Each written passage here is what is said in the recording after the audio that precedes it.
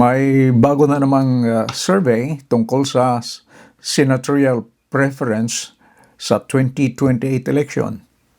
Maring may mga maniniwala at mayroon ding hindi maniniwala sa pinakabagong resulta ng survey hinggil sa darating na 2028 senatorial election.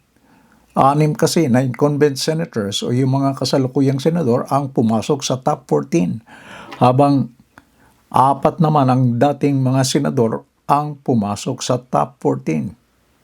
Ang bagong senatorial preference survey ay ginawa ng Momentum Research mula July 13 to 16 sa pamamagitan ng face-to-face interview sa 1,438 respondents at meron itong margin of error na plus or minus 2.6%.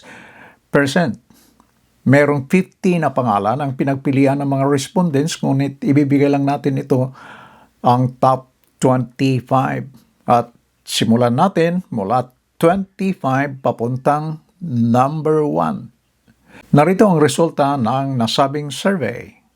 Number 25, Jimmy Bundok, 10.6%. 24, Laila De Lima, 11.4%. Number 23, Francis Tolentino, 11.4%. Number 22, Philip Salvador, 11.8%.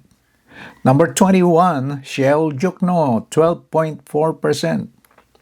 Number 20, Bong Revilla, 12.7%. Number 19, JB Ejercito, 12.9%. Number 18, Coco Pimentel, 13.5%. Number 17, Mark Villar, 14.5%. Number 16, Sonny Angara, 14.6%. Number 15, Abi Binay, 15%. At narito yung mga top 14. Number 14, Ben Tolfo, 17.6%. Number 13, Jingo Estrada, 18.3%. Number 12, Cynthia Villar, 19.1%. Number 11, Pulong Duterte, 22.4%. Number 10, Chis Escudero, 23%. Number 9, Nancy Binay, 23.6%. Number 8, Manny Pacquiao, 24.2%. Number 7, Lauren Ligarda, 31%. Number 6, Vico Soto, 32.9%. At narito ang top 5. Number 5, Grace Poe, 33.7%.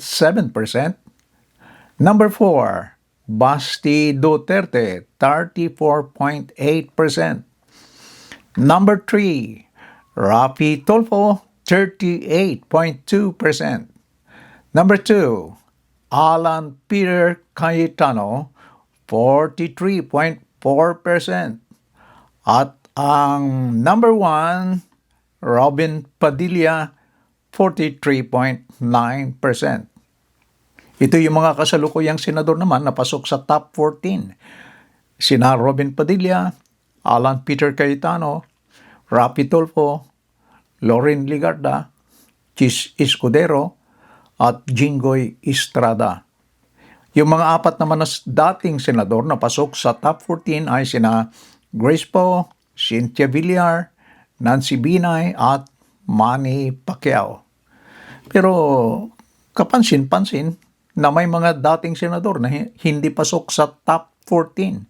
Tulad ni na Coco Pimentel, si Bong Revilla, si Laila De Lima at Sonny Angara, ganun din si Francis Tolentino.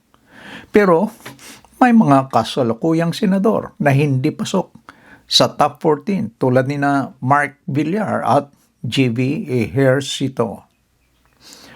Mga kaibigan, meron ba kayong comment dito sa survey? Gusto nating malaman? Isulat lang sa ibaba. Maraming salamat sa inyong panonood. Hanggang sa muli, and please don't forget to like and subscribe. Bye-bye!